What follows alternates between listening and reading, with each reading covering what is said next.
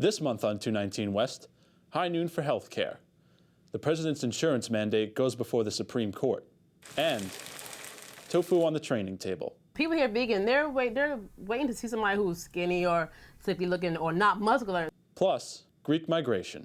As the economy crumbles back home, some Greeks try to make a fresh start in New York.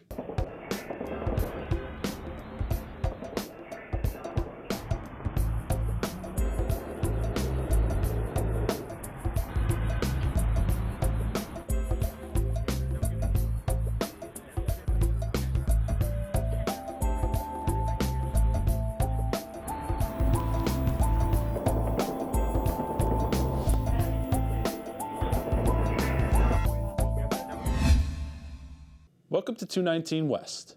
I'm Vincent Balistreri. And I'm Sarah Pizon. We'll have those stories and the vanishing forest, and African woodland and the product it yields at risk. But first, President Obama's healthcare reform faces a constitutional challenge in the Supreme Court. 26 states are asking the High Court to strike down key aspects of the law. But what would this mean for benefits already in place and for those yet to come? Kizzy Cox reports. Before the ink dried on President Obama's signature 2 years ago, trouble was already brewing for the Affordable Care Act. One of the most controversial parts of the law is the mandate requiring everyone to buy health insurance or pay a penalty. Opponents say it's an assault on freedom. I don't like mandates. I agree with the concept of health care. I'm opposed to mandating things like that. Later this month, the Supreme Court will hear arguments brought by 26 states. The suit argues that the mandate ordering people to buy insurance is unconstitutional, but supporters believe the mandate is the only way to cover the cost of universal health care. So with health care reform, we can stop dramatic increases in costs. We can get people covered. We can get doctors paid. We can transform the American health care system, and as a result, the American economy. Those health care costs have been skyrocketing. The cost of family coverage has more than doubled since 2001 to $15,000 per year, with a huge 9% jump over 2010. That's priced many people right out of coverage. If you're somebody that works for a group that does not offer health insurance, or you're an independent contractor and have to pay for it yourself, it's outrageously expensive if you can even get it at all. While costs are a concern, some just don't understand what's in the law for them. In fact, when New Yorkers are asked what they know about Obama's health care plan, the reaction is similar. Nothing, to be honest. I don't know much, to tell you the truth. I don't really follow the politics. But politics is playing an outsized role in the health care reform debate this election year. President Obama continues to tout the benefits of the law, while people involved in health care, like Sheffrin, try to clarify what's in it. It gives access to coverage for the sick. If you have a pre-existing condition, a health insurance plan can no longer deny you coverage. Young adults up to age 26 will be able to stay on their parents' health care coverage. There are also benefits for older Americans. Early retirees, particularly those in their 50s or early 60s who lost their jobs and don't yet qualify for Medicare, will have access to coverage. Good news for some, but others think the law doesn't go nearly far enough. It doesn't give every human being in this country health coverage. We shouldn't have to take money out of our pockets twice. I mean, we've already paid taxes. The Supreme Court is expected to rule in June. Now, here to help us sort out the issues and the stakes is Dr. Stephanie Woolhandler, professor at Hunter College's School of Public Health. Her specialty is financing national health systems. Welcome, Dr. Woolhandler. Thanks, my pleasure. So you know what's at stake here is really the mandate. But do you really need mandate for health care reform?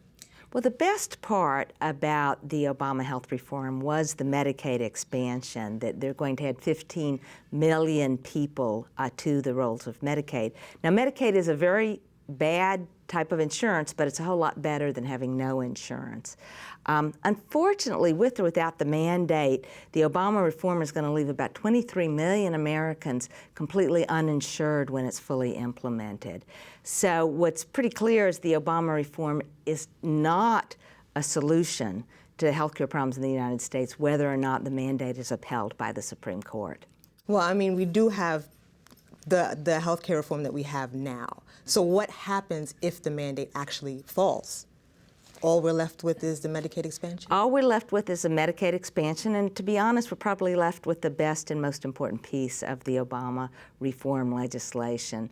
Of course, it's possible that the Supreme Court will pull down the entire health care reform, but I don't think the rise or fall of the mandate, the maintenance or the fall of the mandate, is a terribly important issue in terms of what happens on the ground with patients.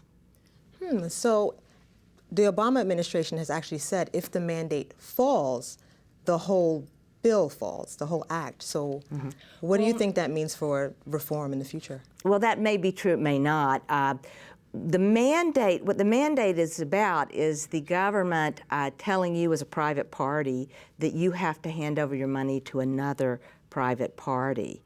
And in this case, they're saying that Americans have to hand over about $400 billion in taxes or private funds to the private health insurance industry. Now, the private health insurance industry is at the root of the problems in U.S. healthcare. The private health insurance industry drives the high costs of healthcare, and it's responsible for the lack of access for the problems we're having. So turning over $400 billion to the private insurance industry is not a very good idea either. Okay. So really, I mean, there's a lot of talks about deficits. We're on the topic of money. Can we afford the Affordable Care Act? Well, we certainly can afford universal health care. Okay. Universal health care under a single-payer system like they have in Canada and several Western European nations, you're able to cover everyone at lower costs than what we're paying now. How come we can't do that here? How? Well, we have the powerful private health insurance and drug industries who stand in the way, because controlling healthcare costs actually is about controlling their profit making, and they've used their political power to block passage of the kind of single-payer program that would cover everyone. Okay, so really you're saying that kind of the drug industry shaped what we ultimately wound up with healthcare reform? The insurance industry and drug industry both. The insurance industry spent hundreds of billions of dollars in donations to Democratic candidates and hundreds of billions in donations to Republican candidates. They mounted major ad campaigns both supporting the Obama legislation and attacking it from the right. The drug industry, to many people's surprise, threw its political donations behind supporting the Obama legislation. So part of why the bill is bad has everything to do with the influence of the insurance and drug industries. Okay, Dr. Will-Handler, unfortunately we've run out of time, but thank you so much for coming. My pleasure. When we come back, health benefits of a different kind. A woman balances bodybuilding on a vegan diet.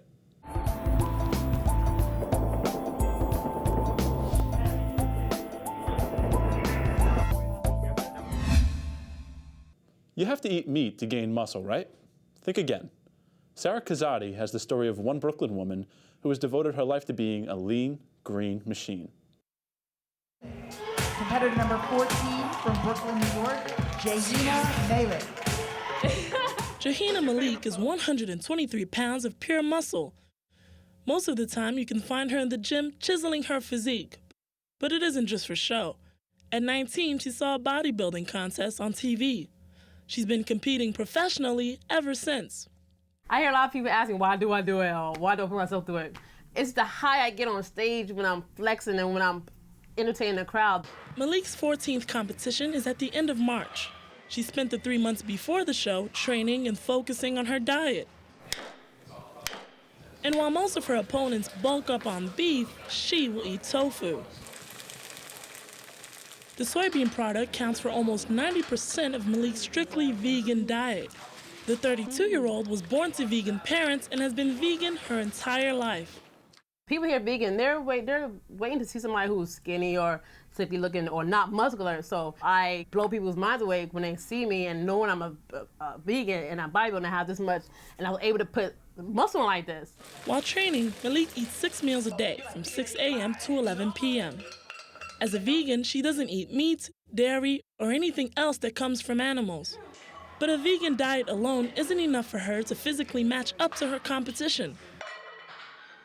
Most bodybuilders chow down on red meat, poultry, and eggs. Malik's food doesn't have the same amount of proteins and nutrients. That's where the laundry list of supplements comes in.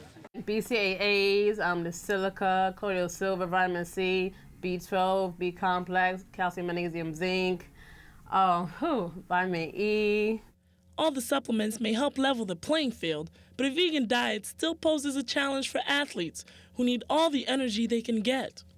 Restricting any foods, it can make it harder to meet your energy needs, and if you're a bodybuilder, if you're an athlete, your needs are higher. So restricting any kind of food certainly makes that more difficult. Brooke Paul has spent years tailoring nutrition and training regimens for athletes. Though it may be tough, she says they can maintain a vegan diet with the right help. If you're going to be a vegan athlete, you probably should be doing with some sort of supervision, or at least, meet with an expert, meet with a dietitian, so that you're sure to cover your bases in terms of your nutrients. See right here? Malik has yet to find a doctor who specializes in vegans and bodybuilding. It's one of the reasons why she puts her nutrition in her own hands. A lot of times when I go to doctors or tell me anything about what I'm doing for bodybuilding, they think it's not healthy or safe. I don't want to hear that, so basically I do it on my own. Though Jahina Malik may be one of the very few professional athletes who've been vegan since birth, she's definitely not the only vegan athlete out there. In different sports, athletes past and present have picked a vegan diet. Some of the more famous ones are Olympic track star Carl Lewis, Tennis Hall of Famer Martina Navratilova, and MMA fighter Jake Shields. Amira Lamb, one of Malik's good friends, was on that list too.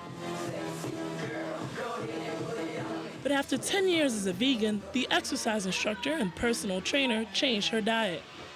My health was deteriorating, and my skin, I had a lot of acne. My energy levels were waning. In order to work, I needed to rely on stimulants. So, like coffee, like a lot of coffee. Lamb spoke with various doctors before leaving veganism.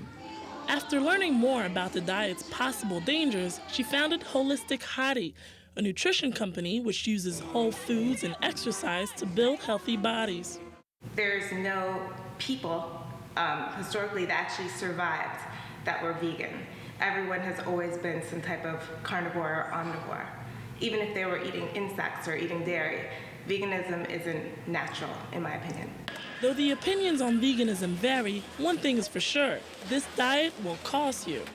All my money goes to food, all my money goes to supplements. You would think vegan food will be cheaper because it's not crap in it, but it's that much more expensive. My pockets are normally empty. She spends most of her money at this health food store in Manhattan. She's been visiting for over a decade. This picture's been up here for about, 8 years now? We put it because we know that she have taken the other route.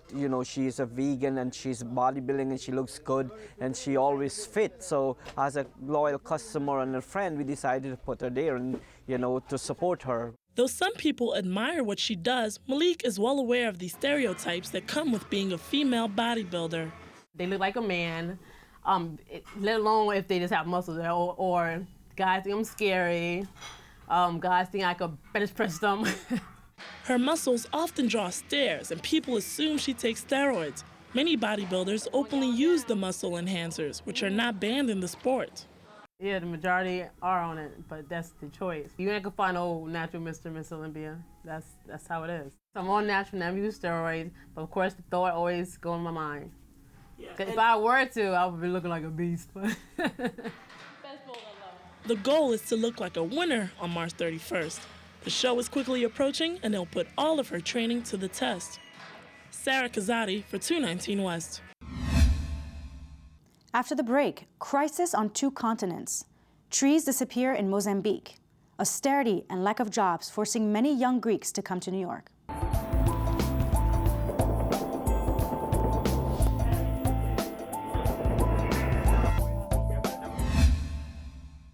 "40 years ago, a wave of Greeks fled their country, and many of them wound up in New York.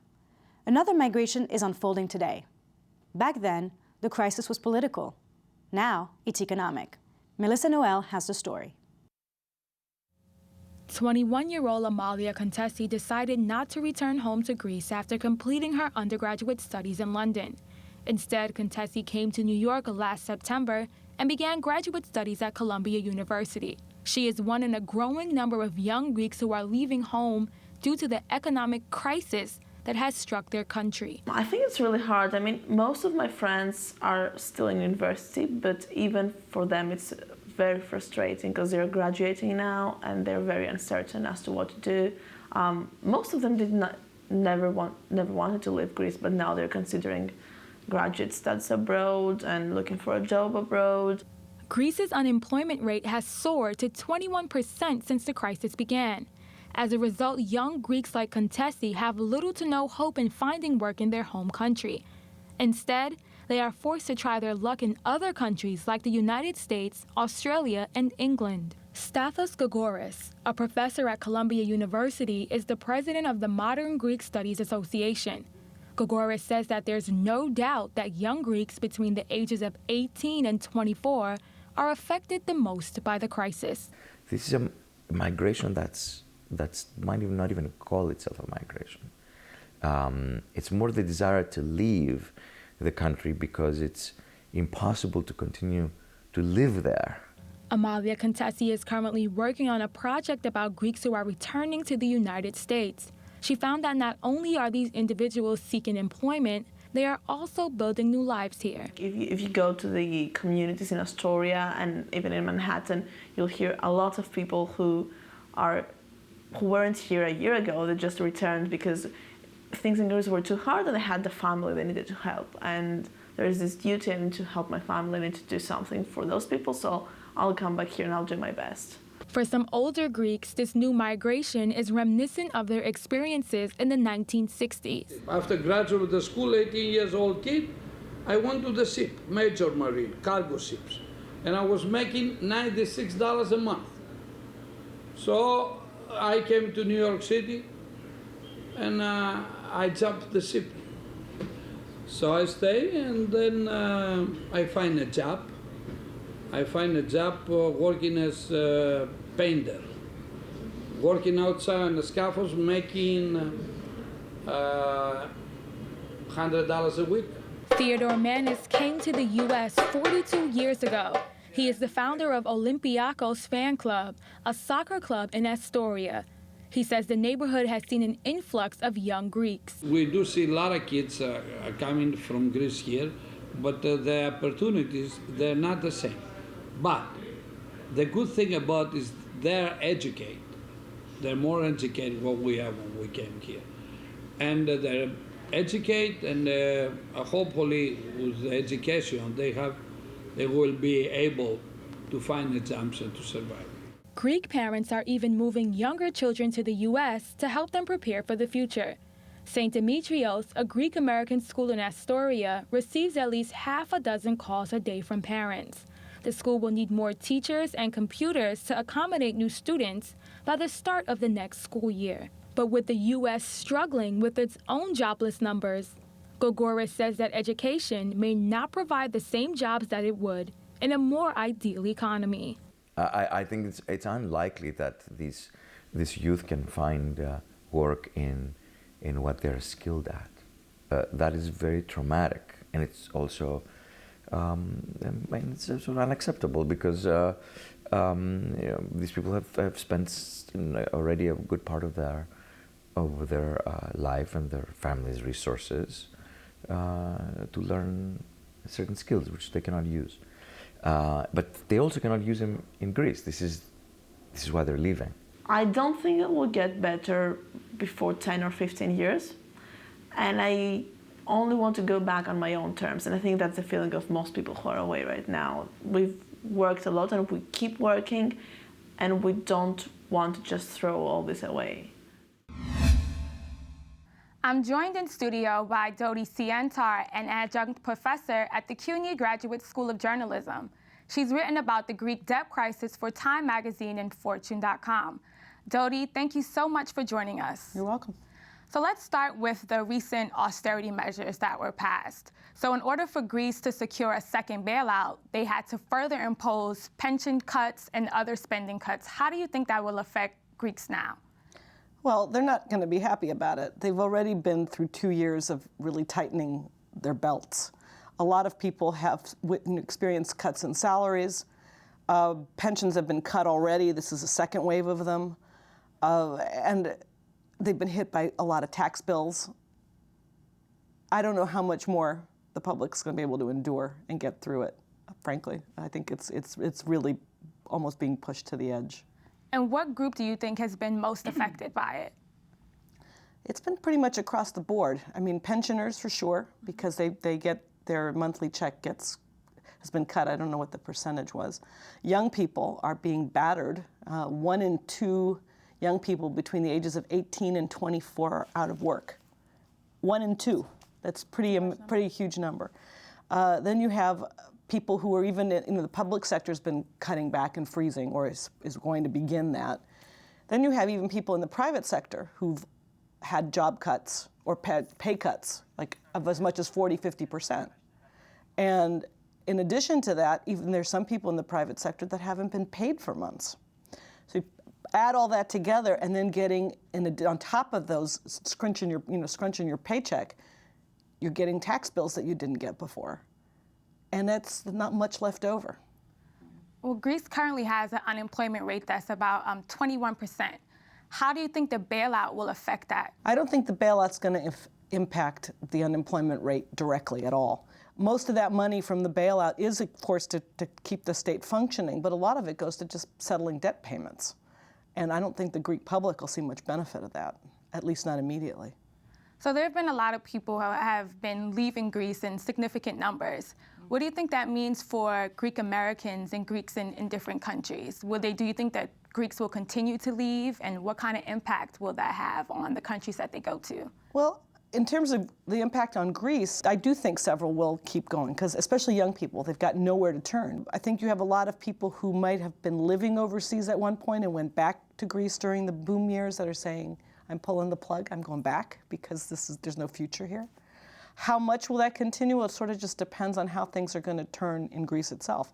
How will it impact countries here? I think the Greek communities here will embrace them. I don't think that's an issue. And we will probably see more activities among Greek Americans, at least, to figure out ways to help back home.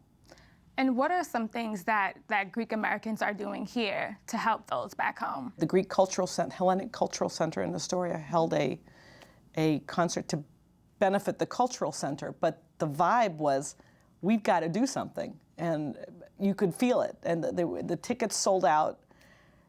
In addition to that, you've got people in Greece changing their tune a little bit. Suddenly you've got a lot of people saying, we're not going to solve this by throwing Molotovs and burning buildings. There's got to be something better. So the attitude might be changing. Yeah, I'm hoping.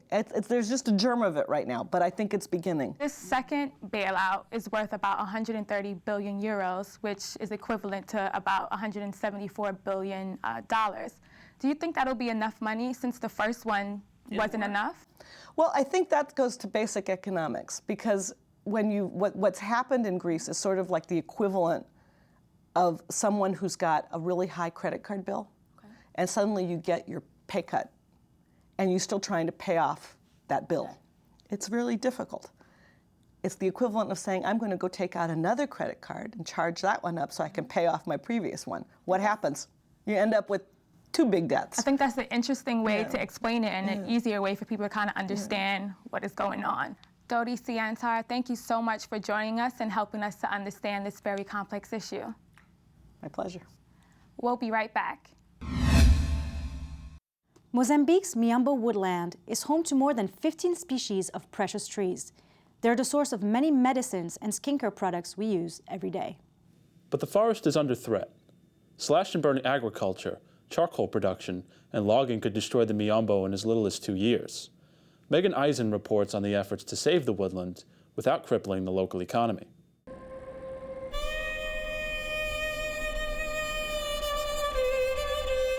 Deforestation has become more and more of a severe problem in Mozambique.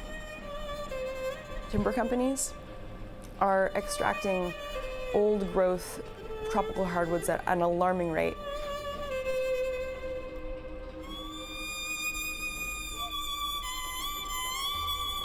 The Miombo woodland is the single largest contiguous tropical woodland system in the world. The diversity in it is tremendously valuable.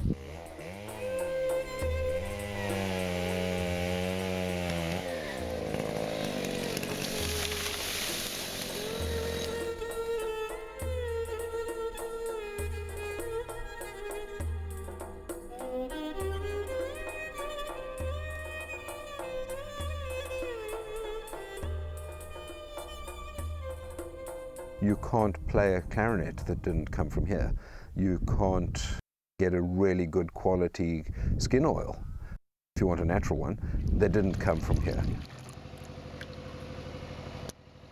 Their foods, their medicines, they're all sorts of things that have their genetic origin in this woodland.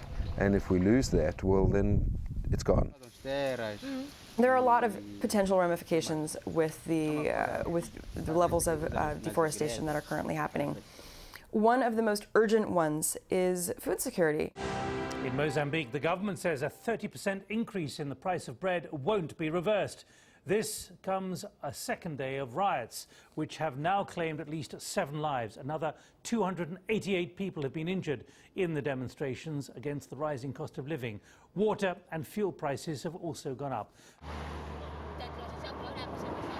When you have most of the population as sustenance farmers, ones that are only producing for their own households, barely managing to do that now, the population is going to become more fragile as the generations go on.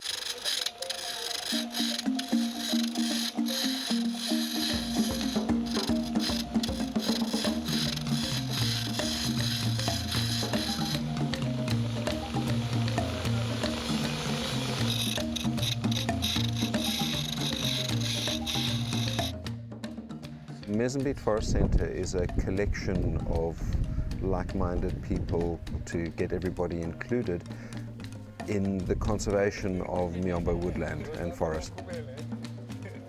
The more value we're able to create in different ways for the resources that come out of the forest, and resources include both the timber and the people, the more chance you've got of actually looking after and keeping that very diverse woodland. What the Mozambique Forest Centre began 15 years ago, focusing specifically on timber, we have taken a step further, bringing in oil seeds, local oil seeds and fruits, the ingredients that we now are using in the production of very high quality natural skincare products.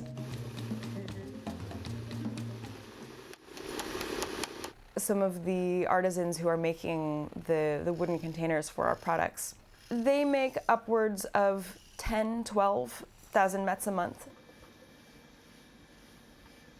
which is higher than any school teacher, which is probably similar to the salary that a district administrator would be getting. There's no one else in their communities, in their rural communities, making that type of income. I'm feeling insecurity because you see here we are feeling we found in everything. We find the water, we found the money, we found the food, we found the clothes, we found in everything. The good life. That's why early morning before sunrise we still is here.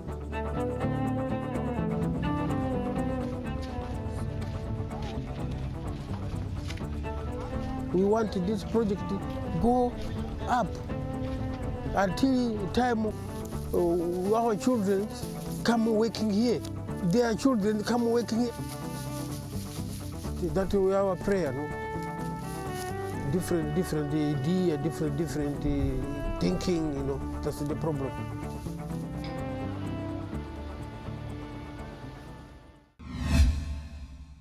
And that's it for this month's edition of 219 West. I'm Sarah Pizan. And I'm Vincent Balistreri. We'll be back next month with more stories from the 5 boroughs and beyond. Thanks for watching.